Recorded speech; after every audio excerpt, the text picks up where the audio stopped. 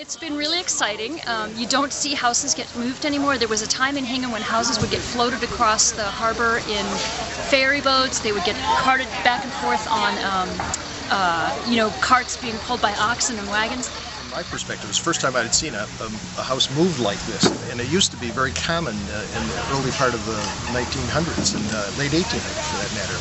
So it was fairly common for houses much larger than that, but I don't think it's been done in Hingham for some time. And to see this actually happen, and some of it is high tech in that they have to disconnect wires, but an awful lot of it is just using a simple pole, pushing a wire up, and having this house, which was about 19 feet or so from the pavement, just pushing those wires up an extra foot or two or three, and having the house sneak underneath. So it was amazing how quickly it went. It started at 10 o'clock and we were here just a little after 11. And it was kind of a Hingham happening because an awful lot of people came out of their houses.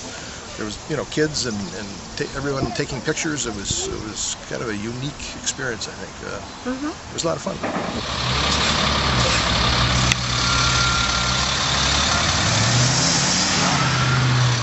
Was originally built in 1685. It was actually constructed as a munitions fort on Fort Hill, which was one of 3 forts in Hingham, designed in the 17th century to protect from invaders, Native Americans, possible invasion by even the Dutch and the Spanish. Those were all issues in the day. And not too long after sort of most external threats were defeated or thought to be not an issue anymore, the house was moved across the street to where John Richardson recently lived and was converted into a house. The reason that it's so important to preserve a house like this is because Hingham is an unusual example of a town with a tremendous quantity of historic architecture still remaining very much in its original context. And that piece of our history, that tangible piece of our South Shore and New England history is fast disappearing and fast getting covered over by changes of time in history.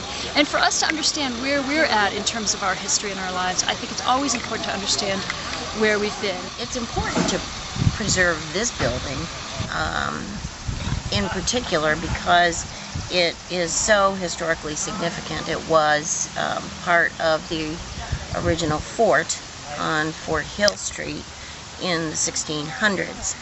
So it's thought to be really the only building of its kind remaining in the country. So that's what makes it very historically significant. So that's very powerful.